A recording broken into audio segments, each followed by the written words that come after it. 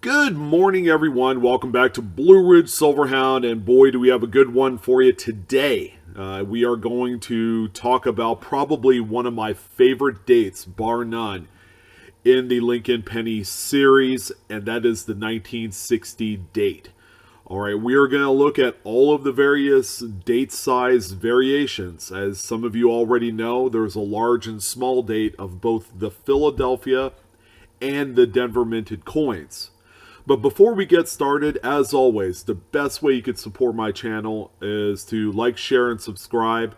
And Blue Ridge Silverhound also has a new channel that we launched a few days ago, and you can see the link right here on the top right side of this video screen. So if you have a free moment, go ahead and check it out. We could sure use your support. So without further ado, let's go ahead and jump right into one of my favorite coin series ever made, and that's the 1960 Lincoln Cent. All right, the Lincoln Cent, of course, with this memorial reverse design, has been out since 1959. So we are very used to what it looks like. Followed up a pretty tough act in the Wheat Cent series.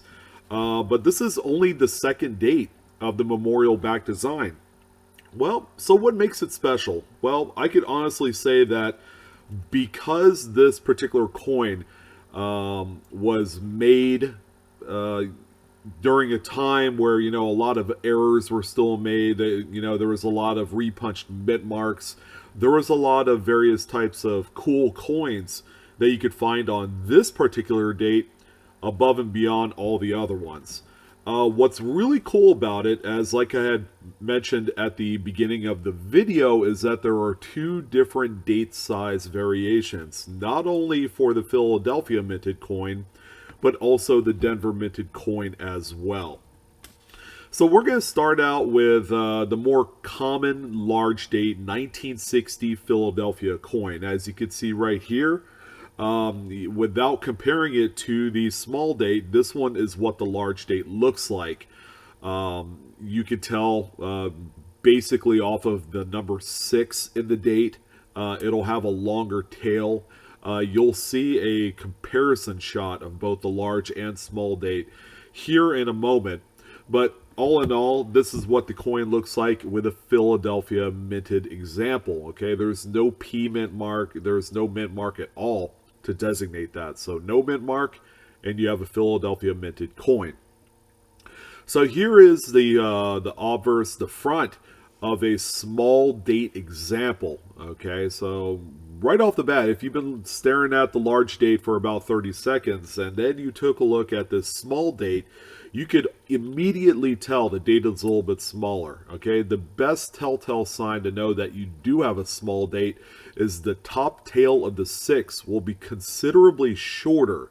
All right, as shown in this comparison shot right here, you could easily identify both the large and small dated coins. Okay, pretty easy to check out.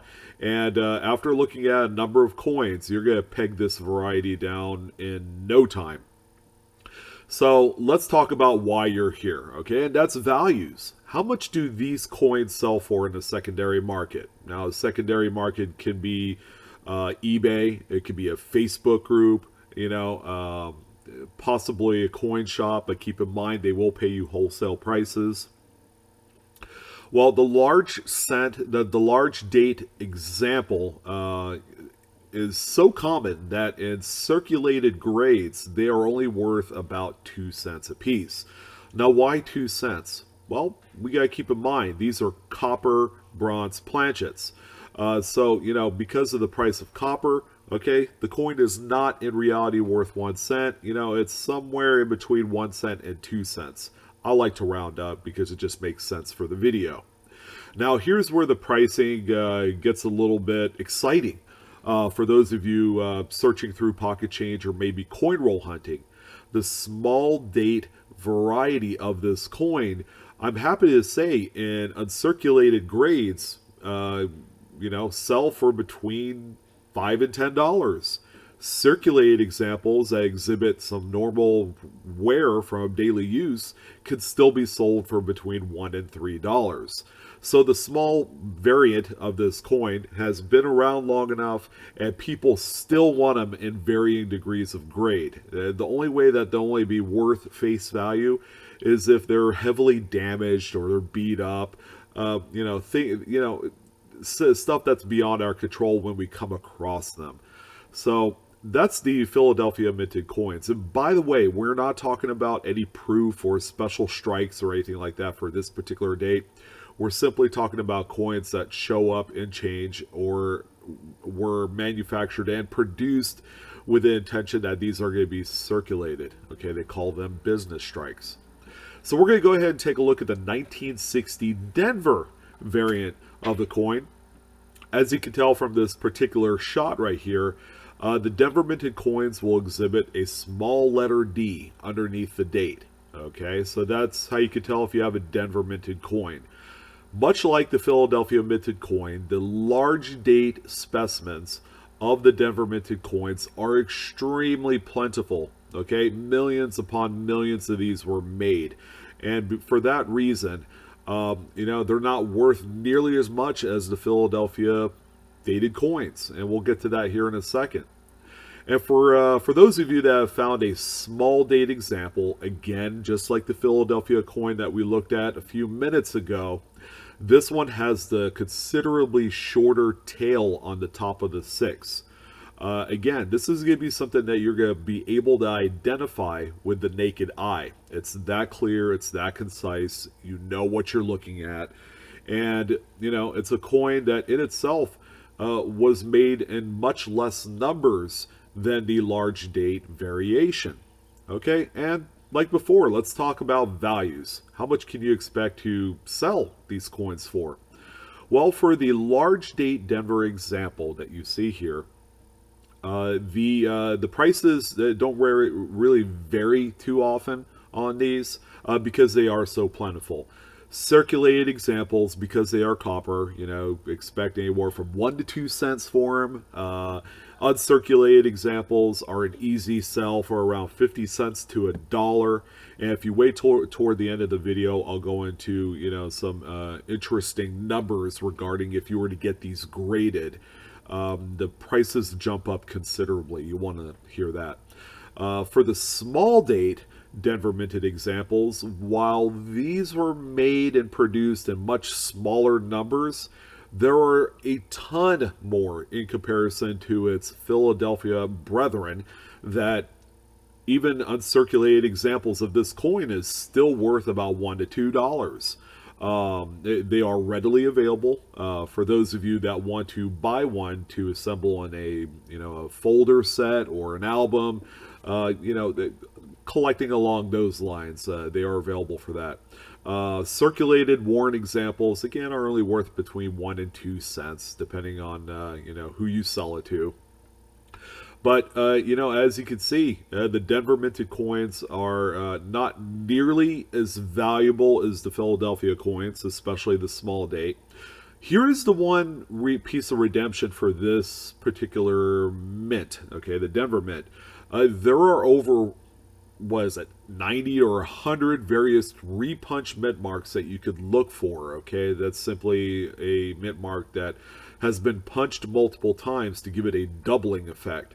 For more information, you can actually go on a website like coppercoins.com, where you can see the entire encyclopedia of various Denver minted repunched mint marks. It's quite a nice reference section, and I would encourage you guys, if you're interested in that direction of collecting, where you're looking for varieties, that is a fantastic website, and I highly recommend.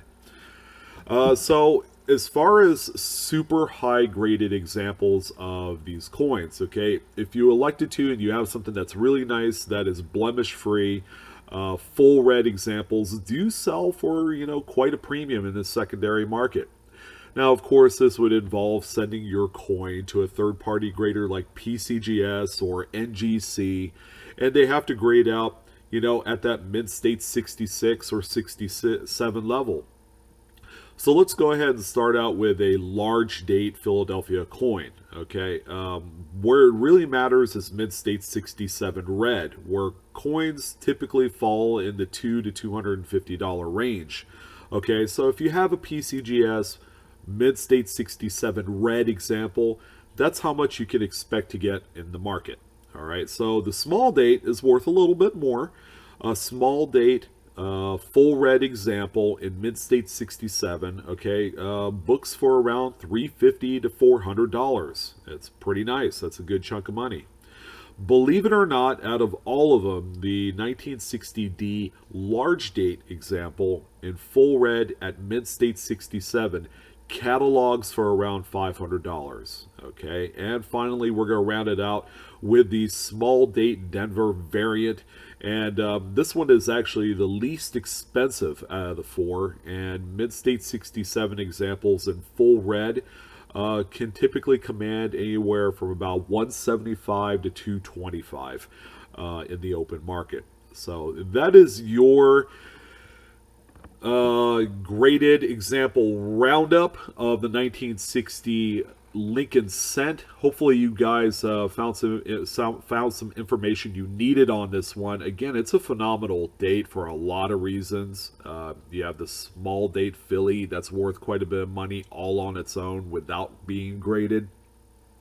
You have the wide variety of different repunched mint marks available on the Denver minted coins, primarily the large date, which is good news because that's the more plentiful variant out of the four. But all in all, that wraps up today's What's It Worth? And we looked at the 1960 Lincoln Penny. Hope you guys had a great time on this one. As always, you can follow me on Facebook, Instagram, and Twitter.